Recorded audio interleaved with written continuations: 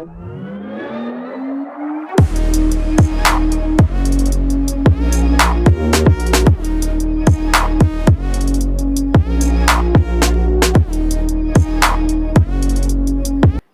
स्वागत है आपका क्यू वाइव नेटवर्क पर। मैं हूं नीलू व्यास और इस घंटे की लाइव अपडेट्स में पॉइंट ऑफ व्यू में आपका स्वागत है। आज बात करते हैं नीतीश कुमार, जो कि एक दो दिन से सुर्खियों में बने हुए हैं और ऐसा लगता है कि उनको आदत सी है कि कैसे हेडलाइंस में बने रहना है।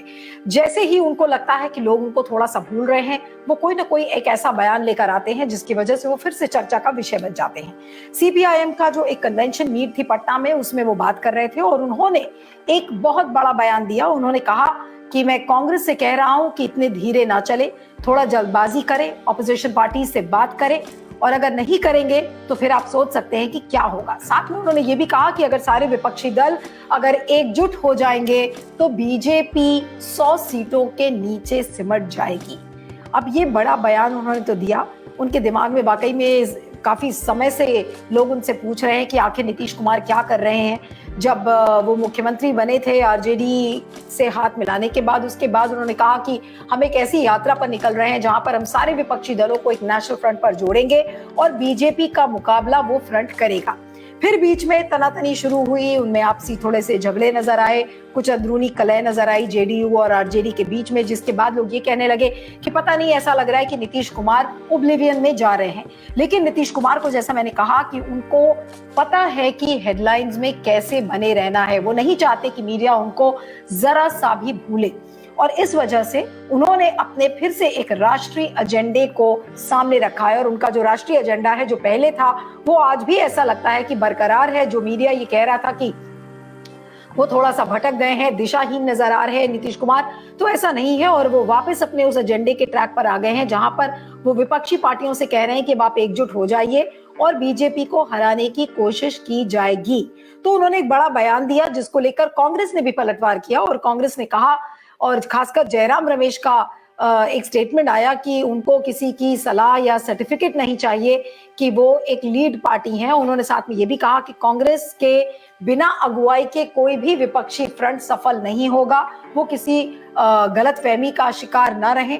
और उन्होंने एक तरीके से, जयराम रमेश ने कांग्रेस का अपर हैंड तो बताया ही, लेकिन साथ में कांग्रेस ने इस बात को भी क्लैरिफाई किया कि जो उनका प्लीनरी सेशन है, वो उस प्लीनरी सेशन में, जो कि रायपुर में अभी 24, 25 और 26 फरवरी को होना है, उस प्लीनरी सेशन में इस चीज को लेकर डिसाइड किया जाएगा कि कांग्रेस का आगे का रोड मैप क्या होगा, उनका आगे का ब्लूप्रिंट क्या होगा, जहां तक विपक्षी एकता का सवाल है।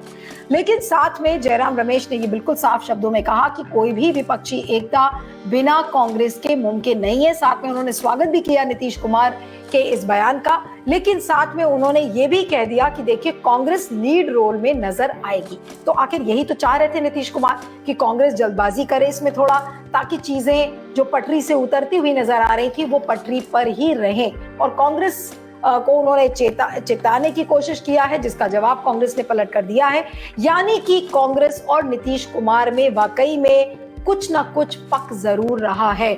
जो लोग ये कह रहे थे कि देखिए, नीतीश कुमार दिशाहीन हो गए हैं, उनकी जेडीयू उनसे संभल नहीं रही है, हो सकता है जेडीयू को मर्ज कर दे, तो मुझे नहीं लग रहा है कि अभी ऐसी कोई पहल नजर आ रही है।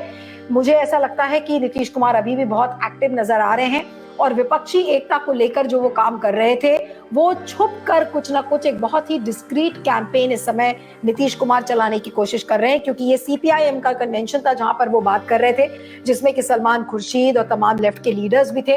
तो जाहिर सी बात है कि जो उनका महागठबंधन की सरकार है, वो उसको एड्रेस करते हुए एक तरीके से ये कह रहे थे कि देखिए, जो 2024 की लड़ाई है और जो भी विपक्षी एकता का एक्सपेरिमेंट होगा, उसमें बिहार बढ़ चढ़कर हिस्सा लेगा और सिर्फ बिहार ही नहीं बल्कि नीतीश कुमार इसकी अगुवाई करते हुए नजर आएंगे। तो जैसे जैसे कांग्रेस का जो प्लीनरी सेशन है और वो पास आ रहा है, वैसे वैसे कांग्रेस की प्राथमिकताएं तो सामने आ ही रही हैं, लेकिन साथ में नीतीश कुमार बिल्कुल एक्टिव नजर आ रहे हैं। अब ऐसे में जो बाकी विपक्षी दल है, चाहे वो केसीआर हो, चाहे फिर आम आदमी पार्टी हो, चाहे वो लेफ्ट की सरकार लेफ्ट हो, अब इन सारी पार्टीज किस तरीके से एक धुरी बनकर निकलती हैं, क्या वो कांग्रेस के पीछे आएंगी, क्या वो कांग्रेस को एक्सेप्ट करेंगी as the principal opposition party, अगर इस तरीके का कोई नेशनल लेवल पर फ्रंट बनना है, तो ये सारे बड़े सवाल हैं। लेकिन जिस तरीके से नीतीश कुमार एक बार फिर से 2024 के लिए बैटिंग करते हुए नजर आ रहे हैं, उससे बिल्कुल साफ है कि नीतीश कुमार और कांग्रेस मिलकर कुछ न कुछ जरूर योजना बना रहे हैं। और जैसे ही कांग्रेस का जो प्लीनरी सेशन है जो कि 24, 25 और 26 को होगा, उसके बाद कुछ न कुछ क्लैरिटी जरूर नजर आएगी और उसके बाद सभी विपक्षी दल सामने आएंगे। हालांकि नीतीश कुमार के इस बयान पर तीखी प्रतिक्रियाएं बीजेपी की तरफ से भी आई हैं। बीजेपी की तरफ से रविशंकर प्रसाद ने कहा है कि जो अपना घर तो संभाल नहीं पा रहा है, वो एक विपक्षी एकता का फ्रंट कैसे संभालेगा। उसी तरीके से गिरिराज सिंह का एक बयान आया है जिसमें उन्होंने कहा है कि वो तो एक ऐसा दिया जला रहे हैं जिसमें उधार का लिया हुआ तेल है, तो ऐसा दिया वो कब तक जलेगा। कुछ इस तरीके के बयान बीजेपी की तरफ से आ रहे हैं।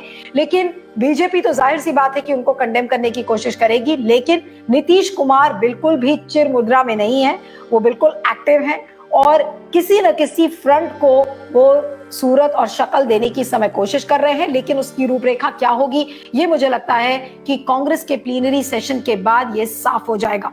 लेकिन जो महागठबंधन का एक्सपेरिमेंट है, जो भी विपक्षी सरकार का एक फ्रंट नजर आता है या जो भी नजर आएगा 2024 के लिए, ऐसा लग रहा है कि उसके प्रयोग की शुरुआत बिहार से नीतीश कुमार ही करते हुए नजर आएंगे। अब वो कन्वीनर होंगे, एक चेयरपर्सन बनेंगे और उनको किस तरीके से बाकी विपक्षी पार्टीज एक्सेप्ट करेंगी ये तो अलग बात है, लेकिन वो किसी न किसी एक प्रिंसिपल, एक मुख्य रोल में जरूर नजर आ रहे हैं जहां पर वो सारे विपक्षी पार्टीज को एकजुट करेंगे। तो कोई ना कोई खबर विपक्षी एकता को लेकर, वो कितनी सफल होगी ये पता नहीं है, लेकिन कुछ ना कुछ खबर प्लीनरी सेशन के बाद जरूर आएगी जिसमें कि एक बहुत ही मुख्य भागीदार नीतीश कुमार बनकर नजर आएंगे। और जिस तरीके की प्रतिक्रियाएं कांग्रेस और नीतीश कुमार के बीच में पिछले 2 दिनों में नजर आई है, तो वाकई में लगता है कि कांग्रेस और नीतीश कुमार के बीच कोई बड़ी योजनाबद्ध तरीके से तैयारी चल रही है।